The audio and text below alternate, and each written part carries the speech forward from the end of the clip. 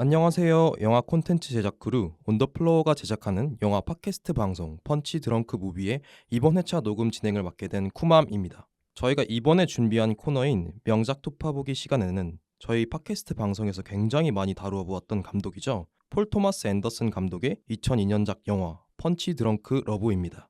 펀치 드렁크 러브는 폴 토마스 앤더슨의 독특한 아이덴티티를 보여주는 작품으로 그의 칸 영화제에 감독상을 수상했을 정도로 그 훌륭한 작품성을 인정받은 명작 로맨스 영화입니다. 저희 팟캐스트 방송 제목을 들으신 분들은 눈치채셨겠지만 팟캐스트 방송 제목인 펀치 드렁크 무비 또한 바로 이 영화에서 따온 것인데요. 저와 함께 펀치 드렁크 러브에 대해 이야기할 패널 분들을 소개해드릴게요. 피타님, 루이님 안녕하세요. 안녕하세요. 안녕하세요, 피타입니다. 안녕하세요, 루인입니다. 요즘 다들 지금 축제 기간이잖아요. 그렇죠. 제가 지금 목이 어제 싸이를 보고 와가지고 네.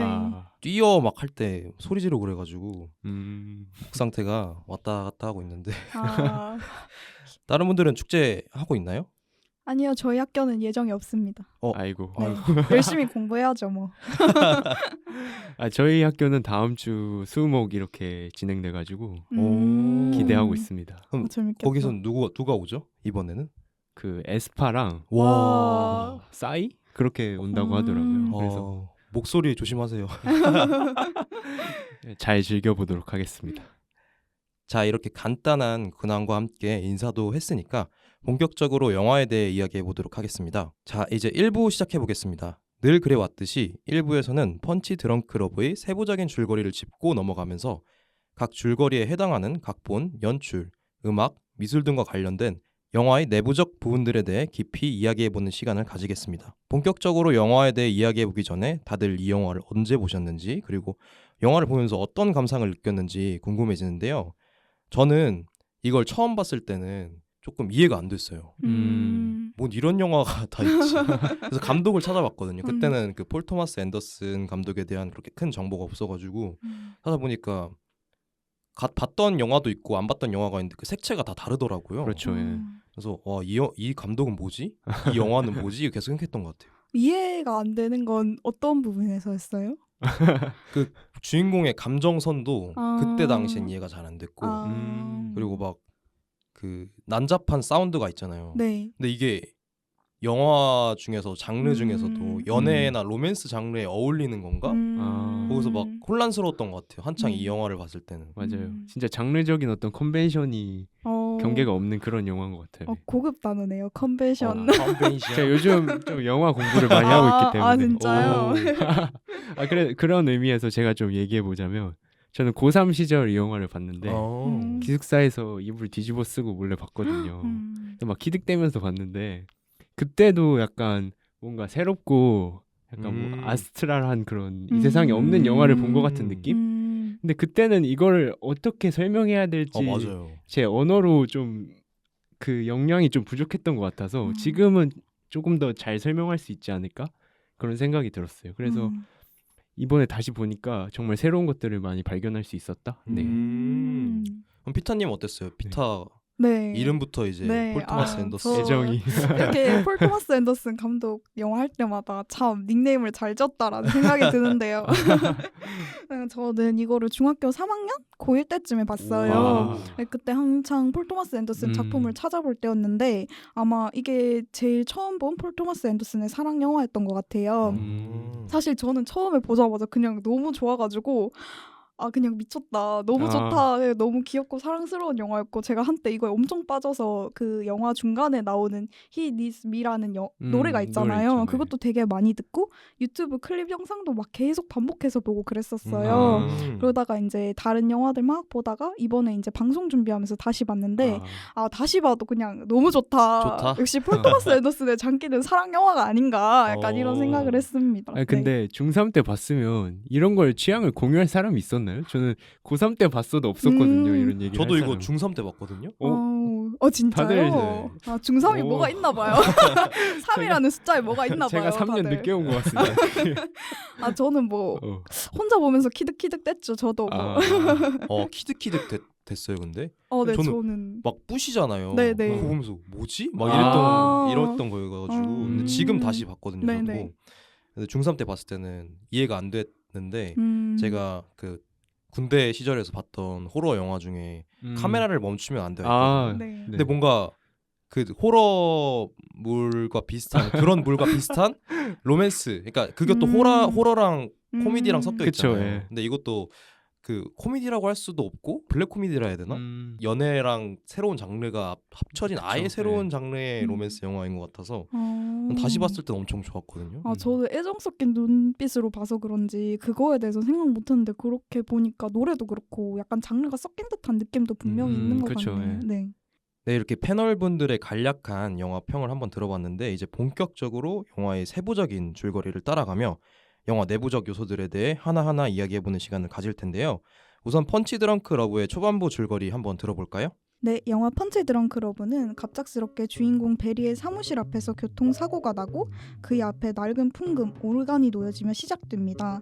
베리는 그의 7명의 친누나들이 모두 모인 가족 모임에 가게 되지만 시끄럽고 정신없는 분위기와 그를 향한 누나들의 놀림에 참지 못하고 집의 모든 유리창을 부셔버립니다.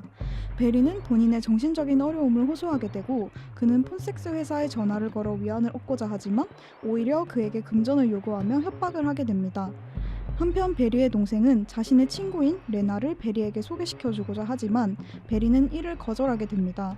그러나 레나의 고해로 인해 베리와 레나는 서로 식사를 함께하게 되고 데이트를 통해 서로에 대한 마음을 키워가는 것이 초반부 줄거리입니다. 이게 초반부 줄거리죠. 네. 네. 저는 여기서 제일 기억에 남았던 게 오프닝 씬이거든요. 네. 갑자기 이제 조용한 거리에서 뜬금없이 교통사고 한 번 팍 벌어지고 그렇죠. 예. 그리고 뜬금없이 피아노를 내려요. 맞아요. 풍금인가? 맞아요. 오르간 아무튼 네네네. 그걸 내려요. 근데 그걸 보는데 와 뭐지 이 영화? 그랬던 것 같은데 두 번째 봤을 때도 충격이었어요. 다른 분들은 어땠어요? 저는 이 장면이 사실은 그 베리가 사랑에 빠지게 되는 그 과정을 가장 잘 요약한 장면이라고 생각을 해요. 그 편집된 걸 보면은 베리가 그 레나를 만나게 되는 장면이랑 풍금이랑 굉장히 비슷한 과정으로 연결되어 있거든요. 네. 보면은 교통사고가 갑자기 나잖아요. 그리고 나서 풍금이 갑자기 앞에 오고 여기에서 그걸 보고 베리가 굉장히 저건 뭐지? 약간 호기심 섞인 표정? 불안 섞인 표정으로 그걸 바라봐요. 근데 그 다음 숏이 뭐냐면은 풍금이 계속해서 줌인되는 장면이에요. 그러니까 맞아요. 이게 어떻게 보면은 베리가 풍금에게 다가가는 것 같기도 하고 풍금이 베리한테 다가오는 것 같기도 한단 말이에요. 그런 오. 연출이네요. 네, 맞아요. 근데 그게 이제 그 다음 장면에서 레나를 만나게 될 때 그게 음. 상황이 거의 비슷해요. 레나가 차를 끌고 들어온다. 그러다가 레나가 베리를 향해 걸어온다. 베리도 레나 쪽으로 다가간다.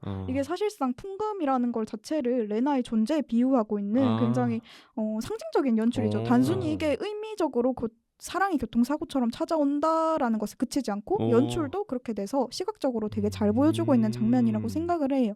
저는 비슷한 의견인데 네. 두 번째 봤을 때는 유출을 하면서 봤거든요. 음. 두 번째 봤을 때는 근데 이게 제목이 펀치 드렁크 러브이잖아요. 맞아요. 근데 이 제목을 압축시킨 장면이라고 생각을 하는데 펀치가 어떻게 보면 사고고 그리고 드렁크는 그 베리의 손에 음료수가 들고 있거든요. 그래서 그거랑 그렇죠. 아. 예. 러브가 그 피아노 그렇구나. 그렇게 생각을 했는데 아. 이 얘기를 들어보니까 그 확정적으로 거의 그 피아노는 사랑의 존재가 맞는 것 같아요. 혹시 그럼 르이님 어땠어요? 저도 되게 인상적으로 봤는데 저는 사실 뭐 교통사고처럼 우연히 찾아온다 사랑이 그게 뭔가 정설인 것 같아서 근데 그 씬 이후에 베리가 오르간 가져갈까 말까 되게 고민하는 장면이 있잖아요. 맞아요. 맞아요. 근데 이제 고민하다가 커다란 트럭 한 대가 지나가자 화들짝 놀라서 그걸 집어가는 장면이 있거든요. 근데 이 장면에서 그 집어가는 아담 샌들러의 그 뒤뚱거리는 모습이 되게 귀여웠다. 맞아요. 그래서 만약 베리가 계속 오르간을 손 놓고 지켜만 봤다면 아마 사랑은 시작될 수 없지 않았을까라는 맞아. 그런 생각? 그래서 인연은 우연히 찾아오는 건데 그걸 시작할지 말지는 내가 결정하는 거 아닌가 그런 생각이 들더라고요. 그 스쳐 지나간 장면을 되게 잘 캐치하셨네요. 감사합니다. 역시 요즘 영화를 공부하신다고 하더니 역시 남다르세요. 감사합니다. 저 아까 또 궁금한 게 있었는데 그럼 그때 아담 샌들러가 마시는 건 뭐였죠? 뭐가 있었나요? 그거는 안 나왔어요. 그 네네. 텀블러를 들고 있었고 맞아요. 거기서 계속 꿀꺽꿀꺽 보다가 아. 뭐지 하고 갑자기 거리 나가가지고 그게 맞아요. 사고가 벌어진 거였거든요. 그리고 이제 펀치 드렁크 러브는 주인공인 베리의 시점에서 전개되는 영화잖아요. 그쵸. 이 영화의 주인공인 베리는 굉장히 독특한 캐릭터성을 가진 인물이라고 생각하는데 혹시 다들 어떻게 보셨는지?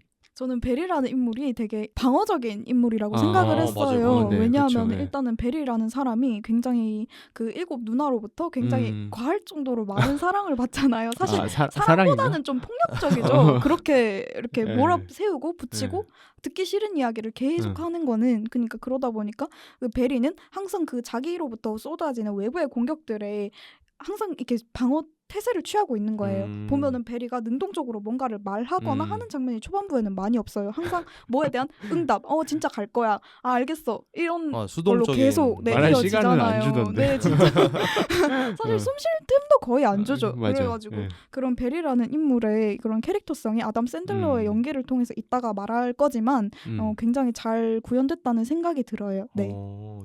저는 네. 일단 누나가 7명이잖아요. 그쵸. 네. 일단 어떤 형제든 자매든 남매든 그 위가 7명이면 맞아요. 방어적으로 될 것 같긴 해.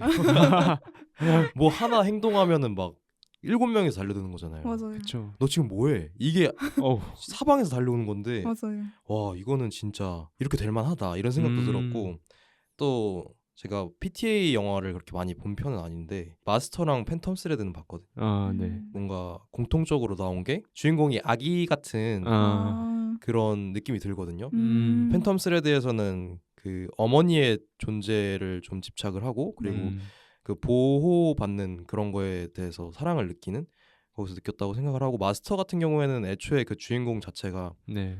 좀 그 흥분을 잘하고 그걸 주체를 잘 못하잖아요. 그쵸, 애기처럼. 예. 근데 여기서도 비슷하게 좀 저희가 상처받기 싫어하는 아이의 모습 같다 느꼈거든요. 여기서는 좀 그 부분이 제일 약화돼서 저희가 보기 좋게 좀 허용할 수 있는 범위 내에서 잘 드러낸 것 같고, 그래서 재밌었어요. 특히 그 자기 진정한 사랑을 찾아서 막 보듬어 줄 수 있는 상대를 만나기 위해서 노력을 하는 게 그쵸. 재밌었고, 뭔가 애정이 가더라고요. 처음에 봤을 때는 이해가 안 갔는데 두 번째 봤을 때부터는 이해가 엄청 가기 시작했다. 네. 저도 그 누나의 생일 파티 장면을 보면서 베리가 갑자기 창문을 부시는데 네. 그게 어느 정도 이해가 가기도 했어요. 그러니까 저는 진짜 저 이야기를 몇 년이나 했을까 이런 생각이 들더라고요. 그러니까요. 베리 딱 봐도 한 30대는 넘어 보이는데 그러니까. 그 이야기가 학생 때 이야기잖아요. 그렇죠. 개인 손이야, 개인 손. 그거 나온 거죠. 네, 계속 그래서 보이니까. 약간 다른 얘기일지도 모르겠는데 명절 같은 날 이제 친척집 가면은 갑자기 저한테 막 관심이 쏠리면서 막 물어보고, 네, 저 어렸을 때 그 분들이 막 물어보시는 것도 좀 되게 싫었거든요. 그래서 맞아요. 그런 어떤 질문들이나 이런 게 좀 베리 입장에서는 좀 힘들지 않았을까 그런 생각이 들더라고요. 그러니까 저도 이렇게 말씀들 들으면서 생각한 건데 사실 여러 번 봐도 못 인지했던 부분인 것 같아요. 네. 그 중에서도 이제 베리가 저는 어떻게 보면 되게 기존의 습관에서 벗어나지 않으려고 하는 인물이라는 생각이 들었어요. 사실 레나가 계속해서 어떤 여행에 대해서 유도하고 만남에 대해서 유도하는데도 자기 이제 갇힌 루틴 안에서 벗어나기 싫어하는 사람. 그래야지 맞죠. 내가 상처를 받지 않을 수 있으니까, 다치지 않을 수 있으니까, 그런 면들도 조금 초반부에 보이는 것 같아요. 네. 어떻게 보면 좀 과한 캐릭터성이긴 한데 그래서 그런지 초반부 연출이 그 기존 사랑 영화에서 볼 수 없었던 엄청 독특한 연출을 보여주잖아요. 그렇죠. 혹시 이런 특징에 대해서는 어떤 게 있다고 생각을 하세요?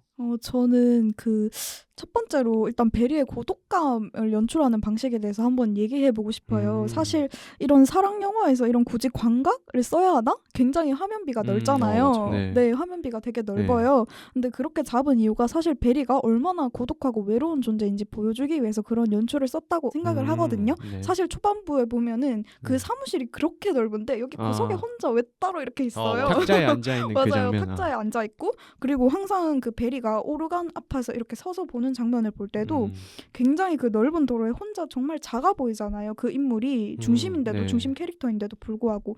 그런데 베리가 이게 혼자 있을 때뿐만 아니라 사람들이 많을 때도 외로운 존재예요. 그야말로 군중 속의 고독이라고 할 수 있는데 이제 그 누나나 여동생이 베리를 몰아세울 때면 항상 베리는 그 화면 끝에 모서리로 몰아넣어졌어요. 그러면은 정말로 이 사람이, 우리가 시각적으로 볼 때도 정말 이 사람이 갈 곳이 없구나, 몰려있는 사람이구나, 이렇게 알 수 있었던 연출이 곳곳에 잘 배어있던 것 같습니다. 네. 그리고 또 베리의 심리를 반영하는 촬영에 여러 가지가 있었던 것 같은데, 그 레나의 집에서 둘이 짧은 입맞춤을 하고 난 뒤에 그쵸. 그 베리가 자신의 인사에 대해 후회를 하면서 출구로 향하잖아요. 그쵸. 근데 그 길이 굉장히 납작해 보였는데 이거에 대한 촬영 기법을 혹시 피타님께서 좀 더 자세히 설명해 주신다면.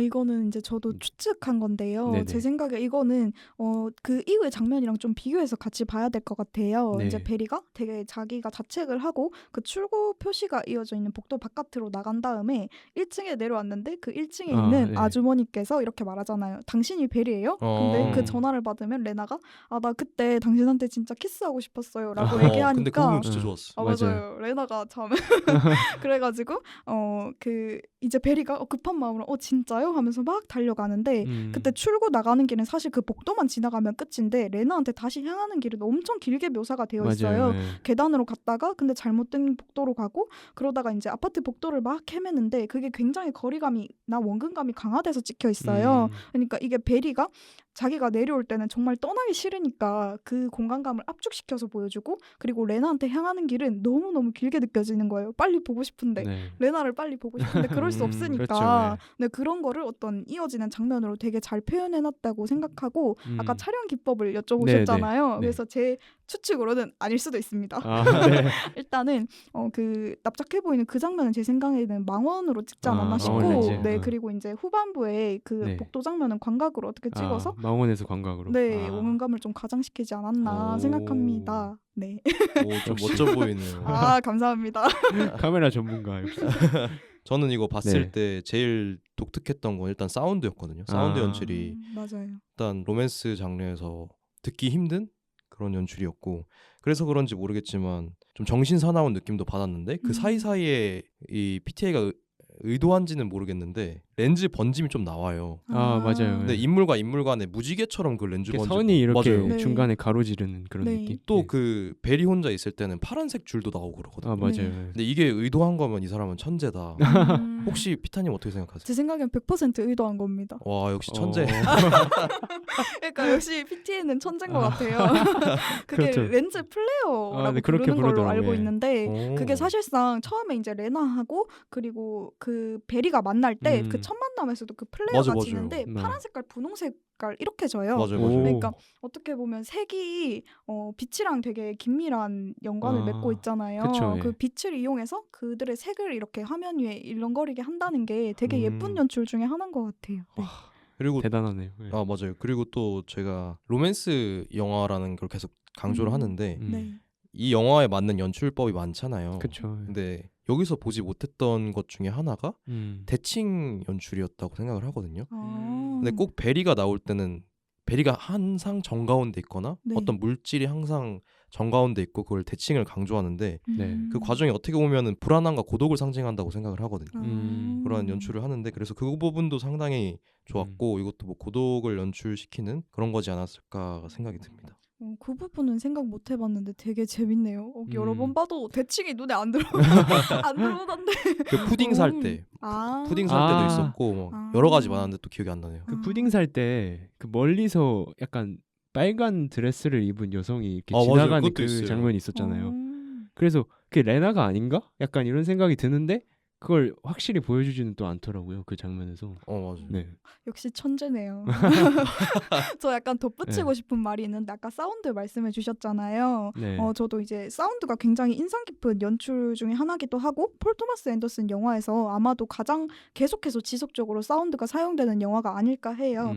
이제 저는 그 베리 관련해서 음악 사용을 좀 말씀드리고 싶은데 보면은 굉장히 박자감이 좀 강조되는 음악을 사용하고 있어요. 그래서 이거를 계속 듣고 있는데 이게 불규칙한 박자들이 계속 맞아요. 이어지지만 네, 그렇죠. 이게 꼭 메트로놈이라고 하죠. 이렇게 탁탁탁 이래서 계속 베리를 빨리 해 약간 이렇게 강박적인 상태로 몰아넣는 그런 음악들이 굉장히 재밌었고 그 처음 협박당할 때 나온 그 장면이죠. 맞아요. 그 전화 막 장면에서 오면서 막 네네. 일 갑자기 생기고 이런 네 거. 그리고 사장으로 네. 일하다 보니까 직원들이 계속해서 맞아. 직원들 되게 좋아 보이는데 일이 전화 많으니까 들어왔어요.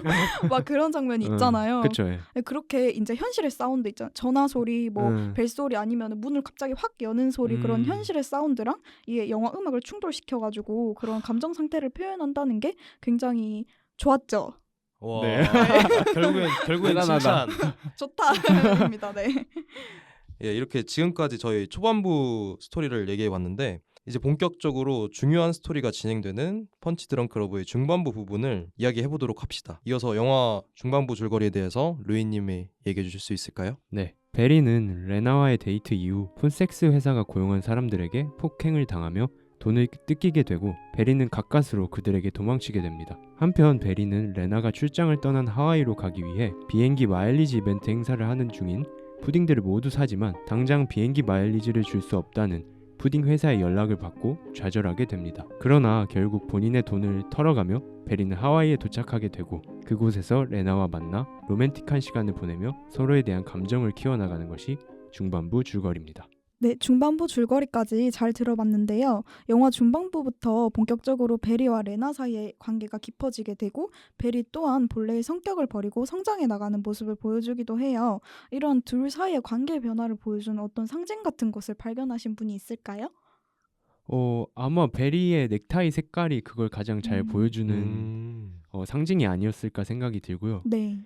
그 베리의 넥타이 색깔이 총 4가지가 등장하는데 파란색, 노란색, 자주색, 붉은색 이런 식으로 노란색도 바뀌더라고요. 등장해요? 네, 노란색도 중간에 한두 번 장면이 나왔던 것 같은데 근데 저는 이게 과연 색깔마다 어떤 의미가 있는 건지 빨간색은 뭔가 사랑에 대한 어떤 암시를 보여주는 것 같은데 나머지 색깔은 좀 확신은 없었어요.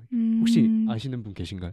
저도 넥타이 상태가 되게 흥미로웠거든요. 사실 이게 어떻게 보면은 파란색이 빨간색으로 변화하는 과정처럼 볼 수도 네, 있다고 그렇죠. 생각을 해요. 이제 레나에 대한 사랑의 마음이 사실 처음에는 호기심이었다가 점차 확신으로 바뀌어 간다고 생각을 하거든요. 근데 이게 마지막에 넥타이가 붉은색으로 바뀌는 시점이 언제냐면은 그 하와이를 가겠다고 결심한 이후의 순간부터예요. 네, 맞아요. 네, 근데 그때 보면은 푸른 양복과 빨간색 어쩐지 익숙한 색조합 같지 않으신가요? 뭔가요? 궁금하지 않으신가요? 조금 궁금해지는 이렇게 물으니까 궁금하지 않았던 것도 궁금해지는 궁금해야 될 것 같아요. 네, 맞습니다. 이거는 사실 저는 슈퍼맨을 상징하는 거라고 생각을 해요. 근데 이게 어떤 상징이랑 겹치냐? 지금 비행한다는 상태랑 겹치는 거예요. 사실 네. 그 비행기에 처음 앉아서 저 한 번도 비행해 본 적 없어요 라고 얘기하잖아요. 그러니까 그렇죠. 네. 슈퍼맨과 같은 어떤 괴력을 발휘하는 상태, 그러니까 이전과는 다른 상태가 되고 있는 걸 은유적으로 음. 상징한다고 생각하고 네. 좀 과잉 해석해보면은 그 비행기 타서 앉은 다음에 옆 사람한테 네. 이 소리는 뭐죠? 라고 이렇게 이야기하기도 해요. 근데 이게 비행기의 소음이 아니라 그때 그 장면에서 이제 He Needs Me라는 노래가 나오잖아요. 네. 그게 어쩌면은 이제 레나의 목소리 같은 레나 자신을 부르는 레나 목소리처럼 상상해볼 수도 있다고 생각해요. 네네. 그럼 레나가 로이스 레인인 거네요. 진짜 저도 이 부분이 좋았거든요. 그 비행기 탈 때 네. 제가 그 카페에서 다시 보고 있었는데 그 네. 장면을 네네. 뭔가 내가 붕 뜬 느낌도 들고 맞아요. 그 들떠하는 모습이 너무 좋았어요. 맞아요. 또 그 한 가지 더 얘기를 하자면 네. 그 푸딩이란 어감이 너무 좋았거든요. 왠지 모르겠는데 뭔가 부드러운? 부드럽기도 하고 맞아요. 그 애인을 상징하는 것 같기도 하거든요. 그 소사이드 스쿼드 보면 그 할리퀸이 맞아요, 조커한테 맞아요. 푸딩이라 하지 않나요? 네, 맞아요. 그것도 안 봐가지고. 그게 근데 이게 푸딩이라는 진짜 발음에서 되게 귀여움을 많이 맞아요. 느끼시는 것 같은 게 그냥 비행기 사실 비행기 그 푸딩 살 돈 있으면은 네. 어느 정도 뭐 비행기 값을 충분히 모을 수 있는 여력도 그러니까. 있는 것 같은데 굳이 베리는 푸딩 마일리지를 사서 가려고 하잖아요. 그게 인물의 어떤 독특한 캐릭터성을 되게 맞아요, 보여주는 맞아요. 설정인 것 같기도 해요. 푸딩도 네. 진짜 좋았고 네. 그리고 네. 푸딩 마일리지 못 받잖아요. 보통. 그래서 막 주먹으로 그 맞아요. 지도를 때리거든요. 그래서 그 벽이잖아요. 네, 그 네. 지도가 네. 거의 벽에 붙어 있는 건데 상처가 나요 주먹에. 음. 근데 이걸 주먹을 한번 클로즈업 해주는데 거기에 제가 보기에는 네. 확실하진 않아요. 제가 보기에는 네. 여기 주먹의 네 군데에서 어. LOV가 써져 있어요. 맞아요. 맞아요. 그거 맞아요? 네, 맞아요. 그래요? 네네. 그래서 보면서 네. 이것도 의도한 거야? 이러면서 봤거든요. 저는 그걸 보고 되게 떠올린 영화가 있는데 옛날 고전 컬트 영화 중에 사냥꾼의 밤이라는 영화가 있어요. 근데 거기에서 주인공이 목사인 척하는 사기꾼이에요. 근데 그 목사가 손에 뭘 새기고 다니냐면 한쪽에는 헤이트랑 한쪽에는 러브이라는 단어를 새기고 다녀요. 근데 사실 이 목사는 되게 사기꾼이고 어떻게 보면 증오에 되게 가득 찬 인물인데 사랑을 연기해서 자기 목적을 달성하려고 하는 사람이거든요. 근데 베리 같은 경우에는 정말 지금 사랑으로 가득 찬 상태라서 뭐 어떻게 하지 못하는 그런 상태잖아요. 그쵸, 약간 그래서 이런 걸 좀 빌려왔나? 약간 이런 생각도 하긴 했어요. 근데 이거는 뭐 저의 추측이라 그냥 네. 근데 역시 영화를 많이 봐야 영화를 좋은 그러니까, 영화를 그러니까요. 만드는 것 같아요. 네. 저도 여기 그 베리의 넥타이뿐만 아니라 다른 걸 보긴 했는데 네. 레나의 옷을 봤거든요. 아, 근데 레나의 옷이 처음에는 엄청 쨍한 분홍색이었다가 맞아요. 그리고 베리를 만나고서는 좀 진한 분홍색, 그리고 이제 하와이에서 베리와 함께 보낸 밤 이후에는 파랑색 가디건을 연파랑색 가디건을 입어서 이것도 레나의 옷도 좀 신경 쓴 게 아닌가. 점점 베리와 비슷해지고 있는 베리를 이해해가는 그런 거를 보여주는 것 같아서 재밌었고, 네. 그리고 베리도 그 하룻밤을 보내고 난 뒤에 양복이 아닌 음. 가운을 입고 있는 모습을 아, 보여주거든요. 맞아요. 맞아요, 네. 맞아요. 근데 그게 어떻게 보면은 양복이라는 것 자체가 거칠에 엄청 신경을 쓰고 네. 외적을 중시한다, 어떻게 보여지는가에 중시한다 이런 것 같은데 음. 레나에게는 다 보여준 거잖아요. 그쵸. 네. 그 가운만 입고 있는 모습을 보여준 거니까 그것도 레나에겐 이제 열렸다를 상징하는 것 같아서 많은 장치가 숨어 있구나 이런 느낌이었어요. 가운 입고 있는 거는 생각 못했는데 그런 부분도 있을 수 있을 것 같아요. 저도 이제 레나 같은 경우에는 아까 제가 베리에 대해서 말씀드렸잖아요. 근데 저는 레나 같은 경우에는 되게 부드러운 리듬이나 선율 같은 게 강조되는 캐릭터라고 생각을 해요. 이제 사실 레나랑 관계가 점점 깊어지면서 그 강박적인 음악은 사라지고 어떻게 보면 레나를 상징하는 부드러운 음악들이 이제 영화에 좀 더 지배적이게 되잖아요. 네. 그렇죠. 그리고 또 종국에는 중요한 건 그의 곁에 이제 실제로 풍금을 연주하고 있을 때 항상 레나가 찾아오고 레나랑 둘이 함께 할 수 있는 그런 상황으로 간다는 게 네, 좋은 것 같아요. 네. 얼굴에서부터 지금 좋지 않은 게 없는 것 같아요. 네, 영화 중반부에 아마 좋아하는 장면을 꼽으라고 하면은 영화의 포스터 장면이기도 하죠. 네. 이게 하와이에서 이제 둘이 만나서 키스하는 장면, 그림자 키스신이라고 하죠. 근데 그 장면을 아마 인상 깊은 장면으로 꼽으시는 분들이 되게 많을 것 같아요. 근데 혹시 이거 말고도 벨이랑 레나가 같이 나오는 장면 중에 인상 깊은 장면이 있었는지 한번 네. 이야기를 들어보고 싶어요. 제가 한번 얘기해 보겠습니다. 네. 근데 저는 그 배드신이라고 하나요? 아. 너의 얼굴을 네네네. 새망치로 스매시 해버리고 싶다. 네, 그래 그 말이 되게 사랑스럽기 그지없다 이런 생각이 들었어요. 근데 저는 이렇게 사랑한다는 말을 좀 특별한 말로 좀 장식하는 그런 순간을 좋아하는 것 같은데 혹시 한국 영화 중에 러브 픽션이라는 거 아시나요? 저 방금 생각났어요. 나는 너를 방울해 아니에요? 방울방울해. 맞아요. 방울방울. 방울토마토를 먹으면서 사랑한다는 말 말고 좀 특별한 말이 없냐 공유진이 하정우한테 그렇게 얘기를 하는데 맞아요. 하정우가 작가라 그런지 표현력이 되게 좋거든요. 그래서 난 너를 방울방울해 이렇게 얘기를 하는데 겁나 귀엽네요. 그 장면도 이 장면처럼 되게 귀엽거든요. 그래서 거기서 그것도 나오지 않았어요? 너의 겨드랑이 털도 사랑해. 맞아요. 사랑해. 맞아요. 겨드랑이 털아. 손가락은 꼭 그렇게 흔들어야 돼요? 너무 귀엽잖아요. 그래서 이렇게 약간 그런 다정한 순간들이 너무 보기 좋았다. 저도 하나 덧붙이고 싶은 게 사실 저는 그 장면을 보고 떠올렸던 게 이게 되게 몇 년 후에 나온 작품이긴 하지만 사라 폴리 우리도 사랑일까라는 영화가 있어요. 알죠, 거기에서도 알죠. 미셸 윌리엄스랑 세스 로건이 아침에 이제 둘이 대화를 할 때 어떻게 하냐면은 그런 그 벨이랑 레나가 했던 것처럼 약간 남들이 듣기엔 되게 이상한데 자기들끼리는 사랑의 표현인 그 거의 비슷한 방식으로 대화를 해요. 그래서 이게 어떻게 보면 영화 연출에서 되게 자주 사용되는 방식이기도 한 것 같은데 이게 둘만의 사랑의 언어를 만든다는 거. 그쵸. 네, 그게 조금 잘 드러나 있는 것 같아요. 여기 펀치 드렁크 러브도 그렇고, 우리도 사랑일까도 그렇고. 그 영화도 진짜 좋은데. 맞아요. 세스 로건이 굉장히 코미디 잘하는 배우인데 거기서는 되게 정극 연기로 이렇게 단정하게 나와서 맞아요. 한번 봐야겠네. 저 안 봤는데 진짜 좋아요. 좋아요 다. 네. 좋았는데 약간 마음이 좀 아파지는 그런 느낌이 있어요. 저는. 나중에 한번 봐야겠다. 저는 이제 중반부에서 나온 게 아니라 초반부에 나왔던 건데 베리와 레나가 그 키스를 하기 직전 그 베리가 뛰는 그 모습이 정말 좋았는데 그 이유가 그 엑시트 맞아요. 그걸 계속 뛰어가거든요. 엑시트의 연속을 계속 뛰어가는데 이게 무슨 의미라고 생각을 했냐면 여태까지 베리는 자기 방어적인 태세를 취하고 다른 사람들을 배척하는 느낌이었는데 그것에서 해방하는 느낌? 그쵸. 내 자신에서 탈출하는 느낌? 그게 탈출구가 어떻게 보면 레나인 거죠. 그래가지고 그 부분이 저는 너무 좋았어요. 맞아요. 그 장면도 되게 시각적으로도 인상적인 장면인 네. 것 같아요. 나중에 얘기하겠지만 리코리시 피자에도 달려가는 그런 장면들이 나오잖아요. 아. 그거랑 좀 이어지는 맥락이 있지 않을까라는 오. 생각도 들게 하더라고요. 네. 아 그러면 일단 네. 폴 토마스 앤더슨 영화를 이제 1년으로 쭉 봐야 되겠네요. 네, 그렇죠. 필모그래피를 그래야 확인할 수 있겠네요. 피타님은 다 보시지 않았을까요? 아 저는 뭐 거의 다 봤죠. 하나 빼고 하나가 뭐예요? 그 인히런트 바이스요. 아. 보다가 자버렸습니다. 아, 다시 도전해야죠. 영화 중반부에 이렇게 두 사람의 모습이 엄청 아름답게 묘사되잖아요.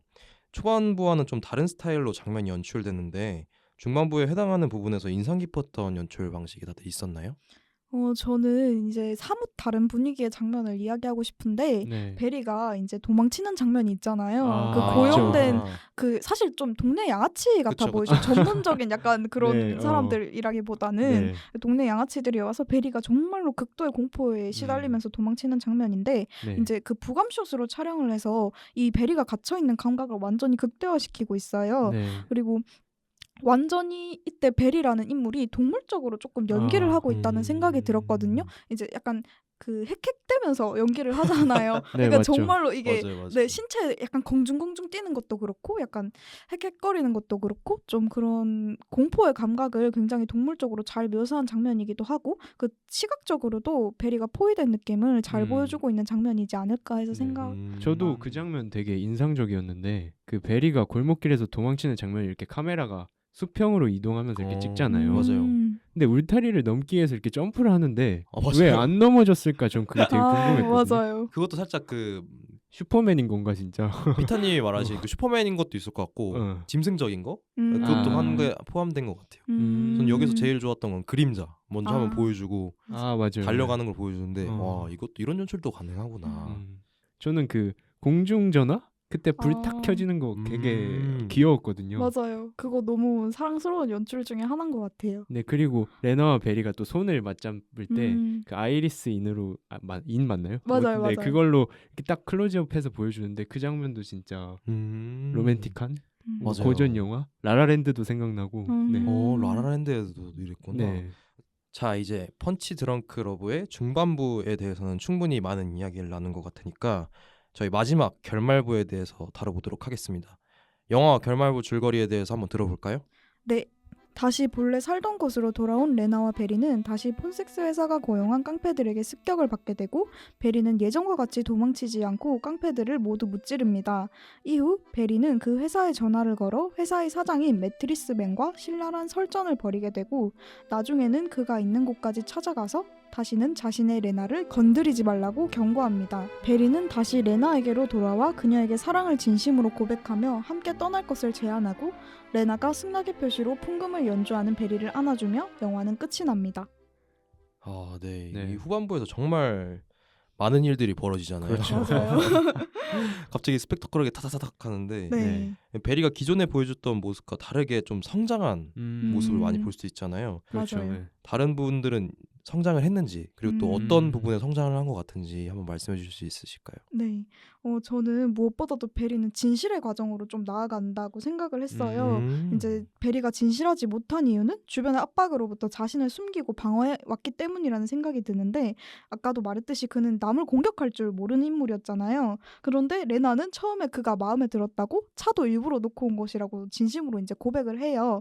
이제 레나라는 인물은 사랑에 진실한 태도로 접근하길 바라는 인물인 거죠. 근데 베리는 그의 깊은 떨림을 느끼지만 레나처럼 진실해지지는 못해요. 자신의 치부를 계속해서 숨기잖아요. 그렇죠. 화장실 문도 안 부순 척 자신의 동생이 다 말하는 것도 거짓 그거 내가 아니에요. 뭐라고 말하든 믿지 마요. 이렇게 얘기하잖아요. 네. 그러다가 하와이에서 진짜 하와이 같네요 라는 대사에서 알 수 있듯이 서서히 좀 진실에 가까워지는 모습이 있는 것 같아요. 네. 그러다가 이제 마지막에는 결국 레나의 집에 찾아가서 진실된 고백을 하잖아요. 내가 얘기한 거 다 거짓말이었다고. 그래서 저는 아까도 말했듯이 사랑이라는 거는 어떻게 보면은 둘의 언어를 공유하는 과정이잖아요. 그렇죠. 사실 어떻게 보면은 베리가 레나의 언어를 닮아가는 과정이라고 생각을 해요. 진실에 다가가는 방식. 그래서 방어하는 것에 그치지 않고 이게 공격의 수법으로. 근데 여기서 공격이 나쁜 의미는 아니에요. 네. 자신의 마음을 드러내고 자신의 연인을 위해서 진짜 말 그대로 진짜 공격을 할 줄도 알게 되는 그런 인물로 성장해 나간다고 생각을 해요. 네. 아, 네, 저도 그 베리의 성장이 되게 뿌듯했는데 그 장면 하나를 꼽자면 D&D 매트리스맨 가서 필립 세이머 호프만이한테 네. 넌 내가 지금 얼마나 센지 모를 거다. 아. 나 지금 맞아, 사랑에 맞아요. 빠졌다. 그 장면이 약간 어떤 고백 같기도 하고 정말 귀엽게 다가와서 그러니까 사랑의 힘으로 악을 무찌르는 어떤 정의의 용사 같은 게 아닌가. 그게 된 게 아닐까라는 생각이 들더라고요. 네. 아, 저는 되게 재밌었던 게 그 네. 그 말들이 사실 너 내가 무슨 힘 가지고 있는지 넌 모를 거야. 난 사랑의 힘을 가지고 있어. 라고 이야기하잖아요. 사실 근데 그게 네. 일상적인 대화는 아니잖아요. 그쵸, 그쵸. 그래서 필립 세이머 호프만도 엄청 이게 뭔가 큰일을 벌일 것처럼 얘기하다가 사실은 둘이 말만 하고 끝나잖아요. 끝나죠. 몸싸움 안 하잖아요. 그래서 필립 세이머 호프만도 그 베리가 그 대사를 하는 거 보고 얘는 건드리면 안 되겠다. 약간 또라이다. 약간 보통이 아니구나. 이렇게 생각한 게 아닐까. 이런 생각도 하기도 했어요. 네, 네. 거기서 지지 않고 마지막 욕 한마디 하고 끝내. 이게 끝이야. 맞아요. 저는 이렇게 재밌는 네. 부분도 있었는데 네. 제가 그 이터널 선샤인 영화 중에서 제일 좋아하는 부분이 복도에서 얘기하는 씬이거든요. 음. 그 부분이 연상되는 장면이 하나 있었는데 네. 아, 네. 레나에게 베리가 이제 사과를 하고 놓고 가잖아요. 맞아요. 그 거길 찾아가려고 매트리스맨을 한 방 뜰라고. 아, 그렇죠. 그래서 놓고 가서 사과를 하면서 이제 8주만 있으면 당신이 어디를 가든 맞아요. 따라갈 수 있다. 근데 이 말을 하는데 네. 와 얘가 이런 말도 할 줄 아네. 네. 이러면서 뭔가 네. 멋지다. 그 푸딩 푸딩의 역할이 이거였구나. 푸딩의 어감이 너무 좋다. 또다시 또 맞아요. 느끼고. 전 그래서 좀 레나가 어떤 햇살 같은 존재? 그냥 그 어떤 베리라는 꽃 새싹 같은 것을 계속 찧어준 어떤 태양과 같은 존재인데 과연 레나도 성장한 부분이 있을지 좀 궁금했거든요. 혹시 그런 부분이 있다고 느껴지셨나요? 저는 그 저희가 회의 때도 한번 레나의 성장에 대해서 얘기를 했잖아요. 네, 맞죠. 네.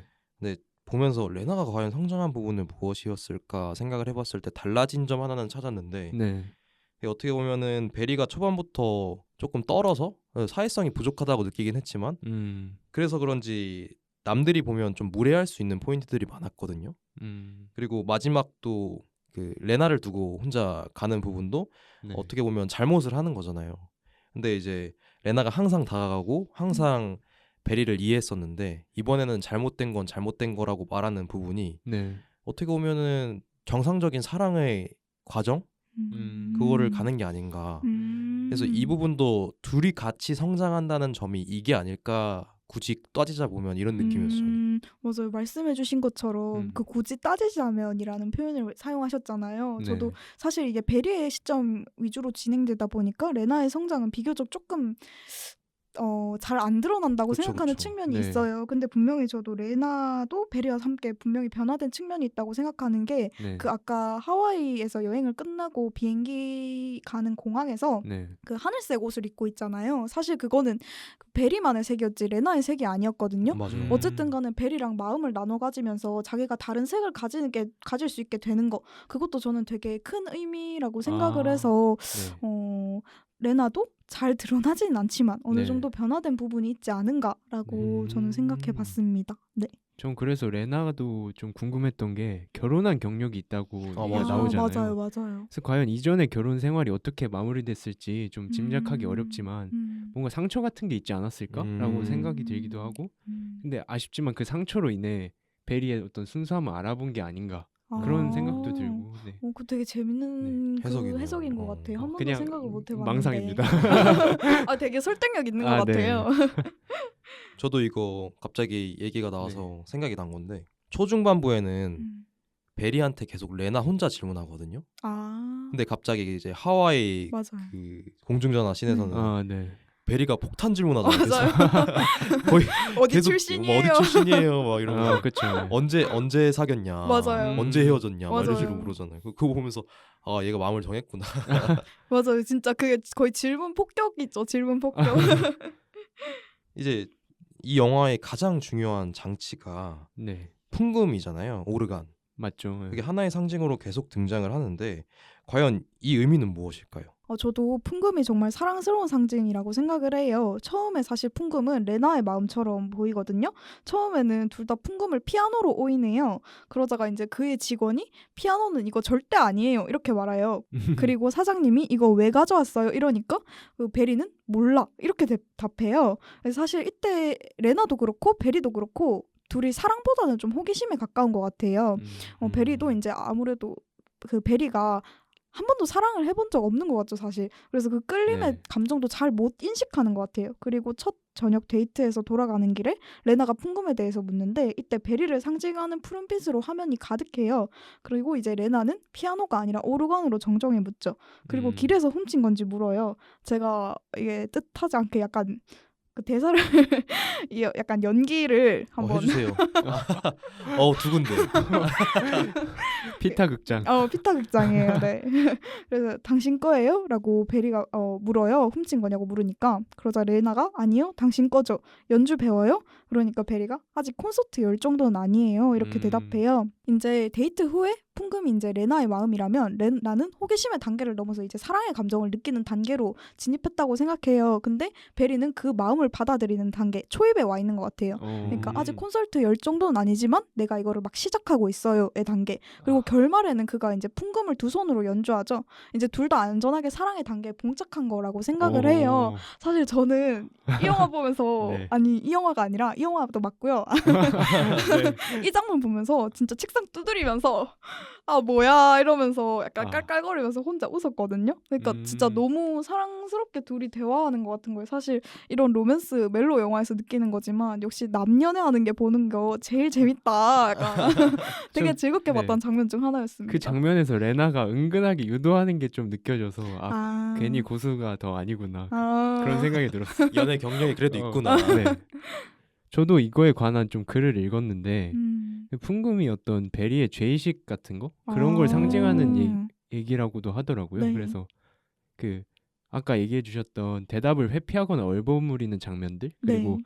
마지막에 레나를 만나러 갈 때 이걸 가져가는 것도 나의 어떤 죄의식이나 치부 같은 것을 당신에게 고백하고 그 물음에 대한 답을 당신과 함께 찾아보고 싶습니다.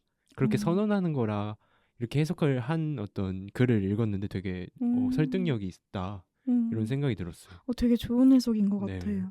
이렇게 이제 풍금, 오르간 이런 설정도 있는데 영화 중간중간 사이키델릭하면서 다채로운 색깔의 이미지가 등장하잖아요. 이를 작품의 주제의식과 연결지어 보면 어떻게 해석할 수 있을지 저는 이제 피타님한테 네.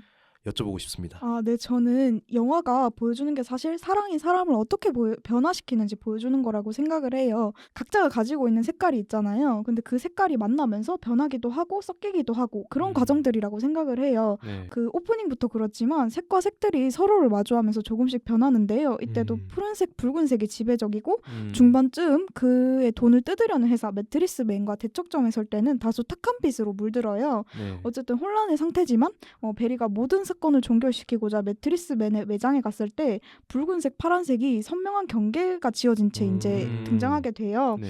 혼란의 시기를 넘어서 어떻게 확신의 시기로 도달했다는 것 같고 그리고 무엇보다도 이런 색의 변화가 그 감독이 정의하는 사랑의 정의와 맞닿아 있다고 생각을 해요. 네. 감독은 사랑을 두 색깔의 완전한 호답이라기보다는 둘의 색이 마주치고 변화하고 나누는 것도 사랑의 과정이지만 결과적으로 독립적인 개인으로서 자신의 존재를 확립하고 그 다음에 두 사람이 함께 있을 때 각자의 색들이 보다 온전해지는 거라고 믿는 것 같아요.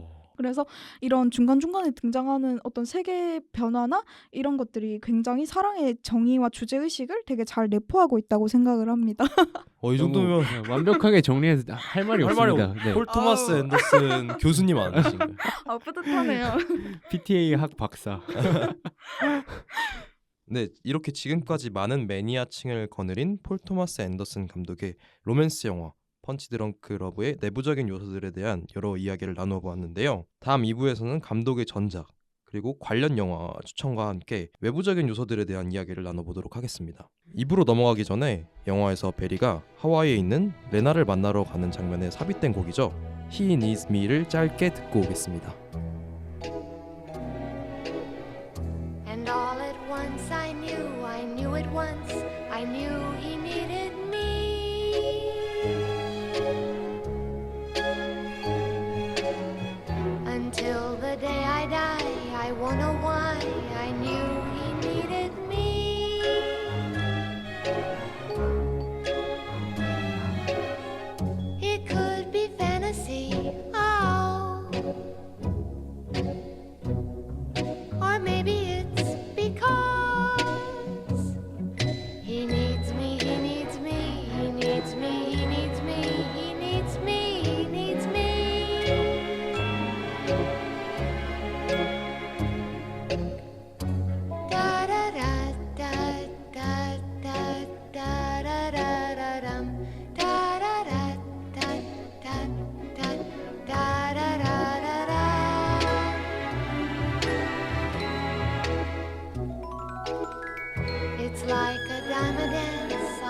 take a chance, I will because he needs me. 네, 2부로 돌아온 명작 도파보기 펀치 드렁크 러브입니다. 지난 1부에서는 펀치 드렁크 러브의 내부적인 요소들에 대해서 깊게 이야기해 보았는데요. 2부에서는 본격적으로 펀치 드렁크 러브와 관련된 외부적인 이야기들에 대해 나눠볼 예정입니다. 네, 감독인 폴 토마스 앤더슨에 대해서는 다른 방송 회차에서 많이 다루어 보았기 때문에 이번 폴 토마스 앤더슨 감독이 제작했던 다른 사랑 영화들과 펀치 드렁크 러브를 비교해 보도록 하겠습니다. 뭐 PTA의 다른 사랑 영화들 어떤 게 있었는지 한번 톱파보자면 일단 뭐 매그놀리아가 있었고 팬텀 스레드 그리고 최근에 개봉했던 저희가 또 다뤘던 리코리시 피자가 있겠죠. 다들 혹시 이 비교에 대한 단상을 저희와 나눠주실 분? 아, 네. 네, 저는 사실 교수님. 너무 말투가 그랬나요? 죄송합니다. 아니. 네네. 네.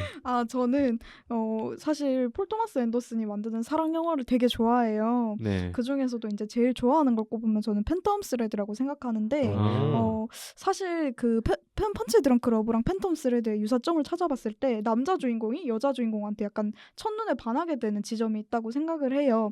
저는 베리가 인식하지는 못했다고 생각하지만 베리도 네. 사실 레나한테 첫눈에 반한 거라고 생각을 하거든요. 그 레나랑 대화하고 나서 딱 문 뒤로 들어가서 숨을 크게 몰아쉬면서 맞아요. 벽에 네. 붙는 장면이 있잖아요. 네. 사실 그게 엄청난 떨림을 표현하는 거라고 생각을 하거든요. 사실 이제 팬텀 스레드는 제가 정말 좋아하는 영화이기 때문에 사실 팬텀 스레드 자체에 대한 이야기를 좀 풀어보자면 네. 아까 말씀해주셨던 것처럼 우드콕이라는 주인공이 되게 엄마의 죽음으로부터 짙은 그림자 속에 있잖아요. 되게 그렇죠, 그 네. 영향을 많이 받고 그런데 이제 알마라는 존재가 들어오게 되면서 사실상 그 엄마에 대한 그 존재를 알마가 그 자리로 가고 있다는 생각이 들거든요. 네. 사실 우드콕이라는 캐릭터가 계속해서 죽음에 대한 불안을 느끼는데 죽음이라는 게 실체가 보이지 않잖아요. 그쵸. 그래서 더 두려워하는 거라고 생각을 하거든요. 근데 알마는 이게 본인을 위해서기도 하고 네. 우드콕을 위해서기도 하지만 독버섯을 먹이잖아요. 그쵸. 근데 그 상태를 순순히 받아들이고 오히려 그거를 조금 사랑의 방식처럼 그게 묘사가 되잖아요. 네. 오히려 이 죽음이라는 실체가 나한테 가까이 오게 되니까 그게 덜 두렵고 그게 오히려 더 나를 살게 만드는 건 거죠. 와우. 좀 쉽지 않아 이거 진짜. 네. 그 사실 제가 진짜 좋아하는 대사가 네. 그 우드콕이 이렇게 말해요. 너 나를 내 삶을 망치러 왔지? 이렇게 얘기하잖아요. 뭐 아가씨 대사 같은데. 맞죠. 네. 저도 그거를 생각을 되게 많이 했어요. 그러니까 내가 엄청나게 극도의 어떤 공포나 두려움에 시달려도 그래도 같이 하는 게 훨씬 나은 그런 사랑의 모습이 되게 잘 그려진 영화라고 생각하고 정말 쉽지 않은. 이게 팬텀 스레드도 그렇고 펀치 드렁크도 그렇고 네. 좀 강박적인 측면이 확실히 좀 배어 있는 것 같아요. 네, 이 사람 사랑 영화가 다. 네. 좀 오늘 쉽지 않죠. 네. 지금 저는 피타님 얘기 들으면서 느낀 게 네. 라디오 듣는 것처럼 진짜 다른 팟캐스트에도 나올 법한 전문적인 내용이라 좀 감탄하면서 들었던 것 같은데 이거 듣는 분들도 그렇게 생각하셔야 될 텐데. 그러면 제가 좀 수준을 떨어뜨려 보겠습니다. 네. 저는 그 리코리시 피자를 얘기하고 싶은데 저희가 좀 저희 지난 방송에서도 다뤘지만 전 이 영화가 좀 화나요. 아 진짜요? 네. 막 엄청 화난 건 아니고 좀 실망스러웠던 점이 등장인물의 매력이 조금 반감됐다고 해야 되나?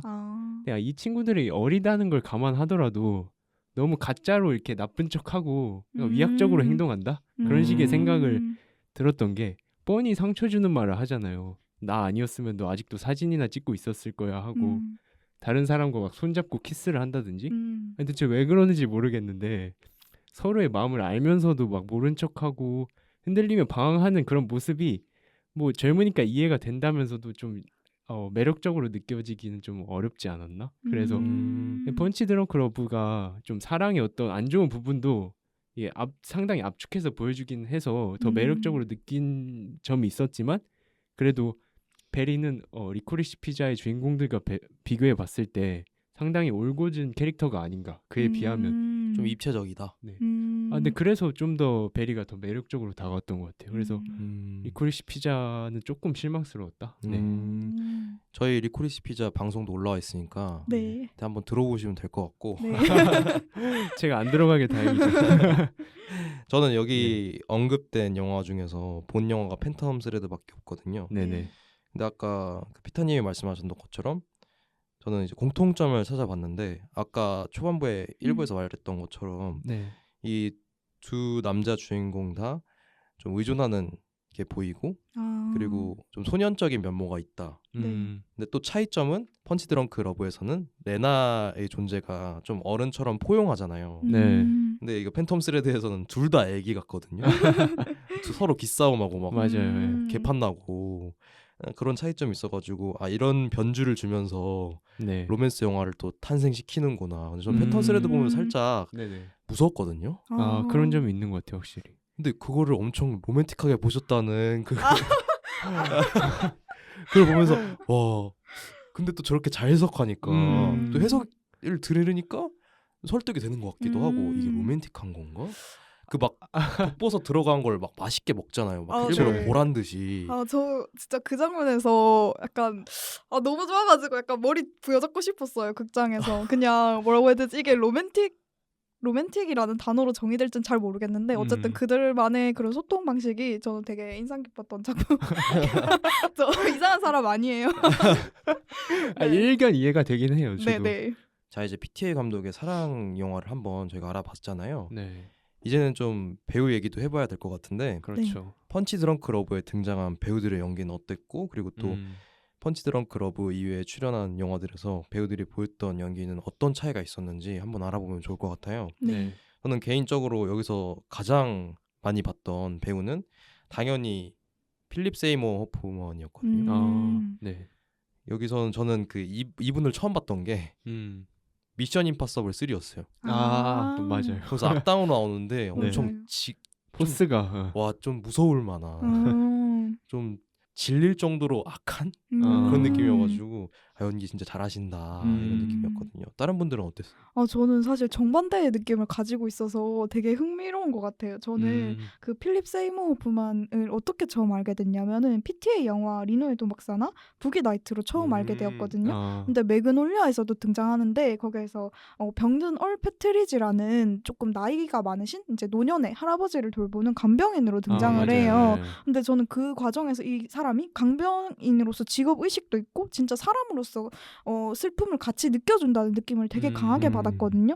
그래서 그런 것 때문에 되게 부드럽고 따뜻한 그런 면모를 가진 인물. 그래서 다른 영화에서 봐도 그런 이미지가 계속 아른아른거려요. 네, 그 영화에서 사실 그 짧은 연기를 되게 좋아하기도 하고 그리고 베넷 밀러 감독이랑 트루먼 카포티로 등장한 카포티라는 영화가 있어요. 네. 거기에서 이제 트루먼 카포티가 논픽션 소설을 쓰고 있었는데 사형수 2명과 인간적인 접근을 이어가면서 만나게 돼요. 그러다가 자신도 서서히 변하게 되는데 그런 섬세한 심리 변화를 굉장히 잘 드러내고 있단 말이에요. 네네. 그래서 개인적으로 되게 필립 세이머 호프만을 좋아하는 배우인데 안타깝게 이게 세상을 떠나셔서 더 이상 작품을 볼 수 없는 게 너무 아쉬워요. 네네.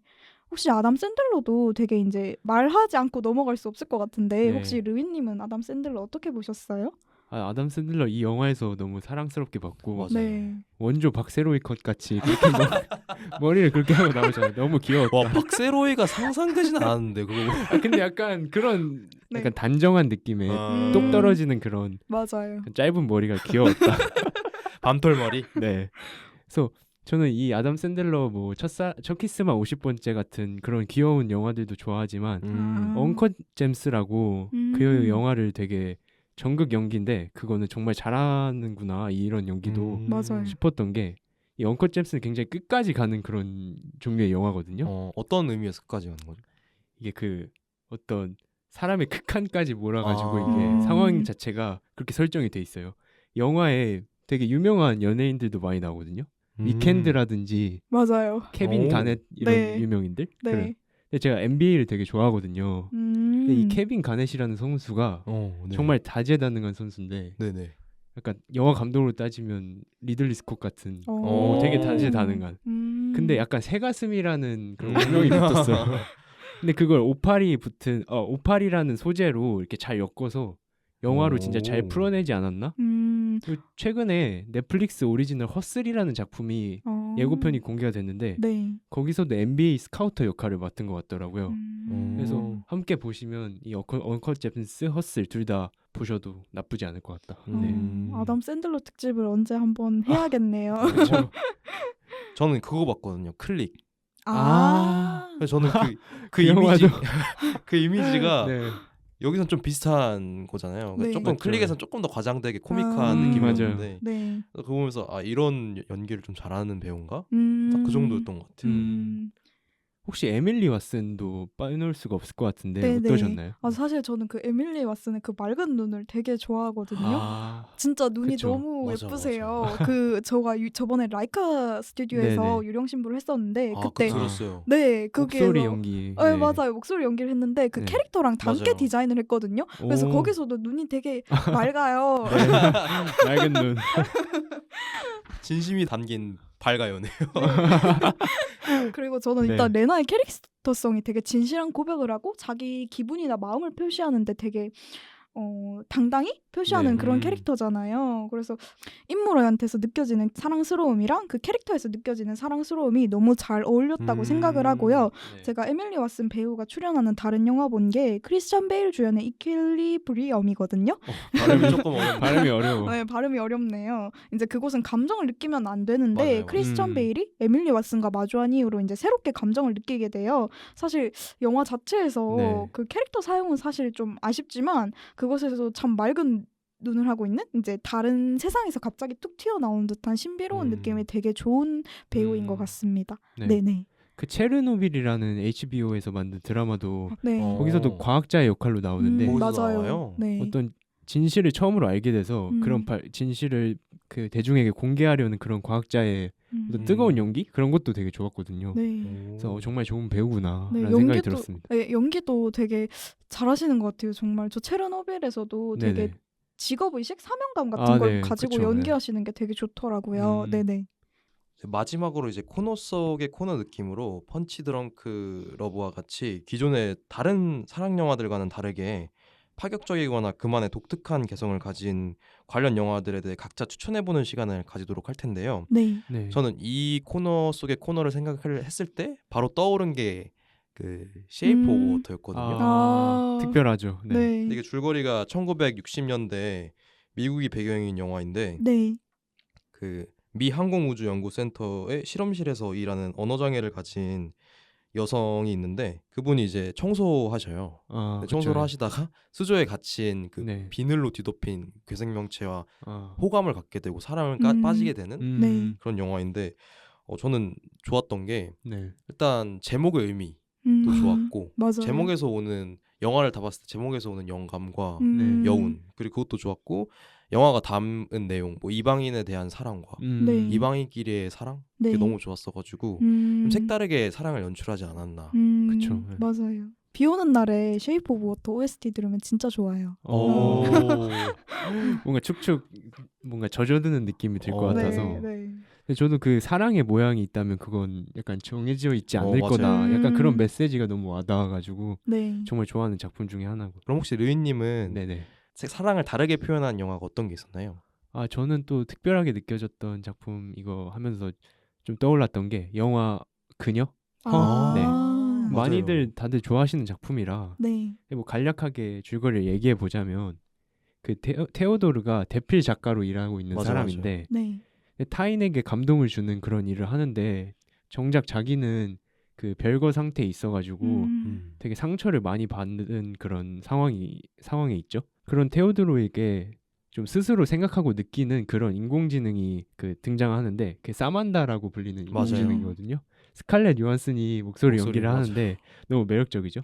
근데 자신의 말에 굉장히 귀 기울여주고 이해해주는 그런 사만다에게 점점 애정을 느끼며 여러 가지 사건이 벌어지는 그런 영화가 이 영화인데 오랜만에 이걸 다시 봤어요. 이거 준비하면서. 근데 그 테오도르의 편지 장면들이나 스칼렛 요한슨이 연기한 그 사만다와의 대화 장면들 그리고 우쿨렐레 연주하는 장면이 나오는데 그리고 핑크 셔츠 뭐 이런 사소한 맞아요. 요소들이 너무 매력적인 작품이라 음. 꼭 보시라 권해드리고 싶고 이런 세계라면 저는 인공지능이랑 사랑에 빠질 수 있을 것 같아요. 와 이런 생각은 또 못했는데 박세로이 아니 할 수 있지 않을까. 아, 저는 맞아, 진짜 너무 매력적이라 이 스칼렛 진짜 요한슨의 매력적인 목소리가 진짜 매력적이었어. 네. 또 색감도 좋잖아요 그 영화. 네, 아 그 색감이 진짜 너무 예뻐요. 약간 빨간색인 듯 핑크색인 듯 그런 어, 색상이 맞아요. 계속 깔려 있는데 네. 저까지 약간 두근두근해지는. 맞아요. 아 진짜 좋죠. 네. 진짜 저는 그 카조니어라는 영화가 생각이 났거든요. 사실 제가 작년에 본 영화 중에 손에 꼽을 수 있을 만큼 좋은 작품이었어요. 네. 그 미란다 줄라의 넷플릭스 오리지널 영화인데요. 네. 저도 줄거리를 간단히 말씀드리자면 사기꾼 테레사와 로버트는 26년간 외동딸 올드돌리오를 훈련하여 틈만 나면 사기를 치고 신용 사기를 저지르고 절도를 범하게 해요. 네. 사실은 그 올드돌리오가 전혀 교육을 받지 못하고 오히려 사기를 진짜 교육받은 거예요. 그래서 어떻게 살아가냐면 뭐 상품권 교환해가지고 돈 벌고 물건 교환해서 돈 벌고 네. 되게 독특한 가족이죠.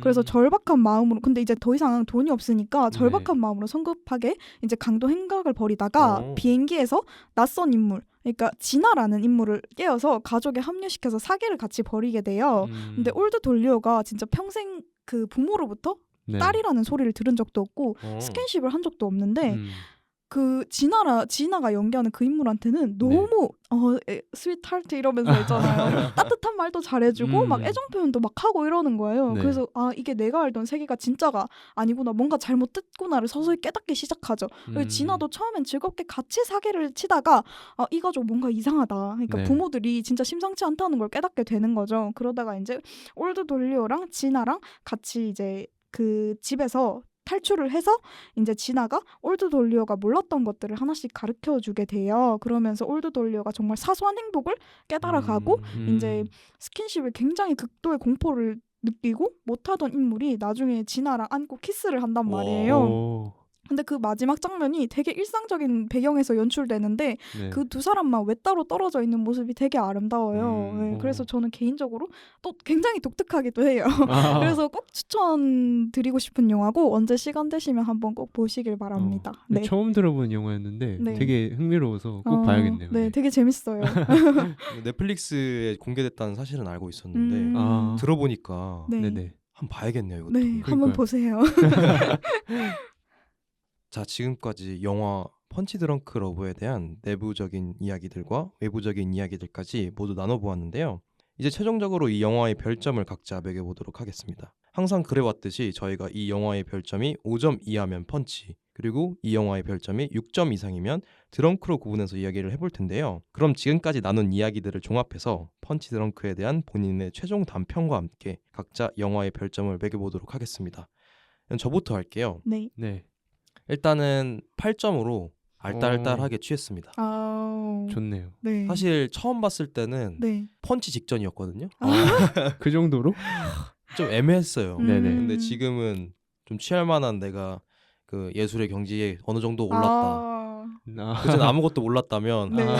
이젠 좀 맛이라도 봤다. 눈을 떴다 이제. 그리고 그 한 줄 평은 네네. 위플래시의 드럼과 말할 수 없는 비밀의 피아노의 콜라보. 이렇게 딱 하면 될 것 같습니다. 전혀 예상치 못한 두 영화가 그러니까요. 결합됐네요. 네. 오. 되게 음악에 대해서 잘 담고 있는 한 줄 평인 것 같네요. 네, 저는 네. 당연히 드렁크고요. 네. 점수는 8점 드립니다. 오, 네. 똑같네요. 네, 굉장히 좋은 8점이고요. 근데 약간 짜게 느껴지네요. 그러니까 왜 이렇게 앞에서 거의 엄청 막 애정을 막 쏟아내놓고. 그러니까 아유 참 8점도 저는 높은 점수라고 생각합니다. 네, 알겠습니다. 네, 저 한 네. 줄 평은 사랑이란 화학적 반응, 내 안에 새로운 모습을 찾다라고 하겠습니다. 네. 오, 좋네요. 화학적 반응. 네. 문과생이 감히 화학이라는 말을 한번 입에 올려봅니다. 아무것도 모르니까 할 수 있는 말이 아닌가. 아 맞습니다. 너무한 거 아니에요? 그러니까 저도 이런 말 많이 쓰거든요. 약간 뼈 맞은 느낌이에요. 저도 왓챠 코멘트에 이런 말 많이 쓰기 때문에. 네, 저도 이거 뭐 드렁크를 안 줄 수가 없어서 저는 9점 드리고 드렁크입니다. 오, 제일 높네요. 그러니까요.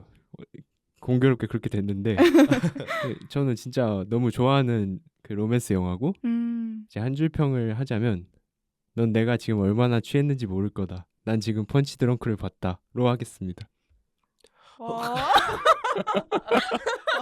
와, 차라리 삼행시가 나을 수도 있었겠다는 생각이. 아니 이거 한 줄 평 매번 생각했던 거 너무 어려워. 아니 뭔가 다른 수단을 강구해야 될 필요가 있다고 생각해요. 저. 근데 좋았어요. 저. 근데 펀치 드렁크에 네. 취했다는 건 영화에 취했다는 말씀이신가요? 그렇죠. 네네. 아, 드렁크를 줬으니까. 네. 아, 죄송합니다. 아닙니다. 아, 베리가 네. 사랑에 취했다면 이제 류이님은 영화에 취했다. 아주 멋진데요. 네네네. 좋은 한 줄 평입니다. 영혼이 근데 뭐 일단 잘 포장해 주셔서 감사하고 네. 다음번엔 좀 더 멋진 한 줄 평으로 보답하겠습니다. 이미 충분히 멋집니다. 네, 알겠습니다. 펀치 드렁크 러브는 사랑이라는 감정에 대해서 기존의 영화들과는 전혀 다른 문법으로 접근하는 영화입니다. 펀치 드렁크의 큰 스토리 라인은 뻔하지만 PTA만의 개성 넘치는 연출과 더불어 어디로 튈지 모르는 예측 불가한 스토리 전개는 이 영화만의 특별함과 비범함을 더해주고 있습니다. 그만의 독특한 개성으로 인해 관객들 사이에서는 극단적인 호불호가 갈릴 수는 있겠으나 펀치 드렁크 러브가 사랑에 대해 독창적으로 묘사하는 영화라는 점은 틀림없어 보입니다. 뻔한 사랑 영화들에 지쳤거나 지루함을 느꼈다면 펀치 드렁크 러브를 보시는 것은 어떨까요? 그럼 지금까지 진행의 쿠맘 패널의 피터 루인이었습니다. 감사합니다.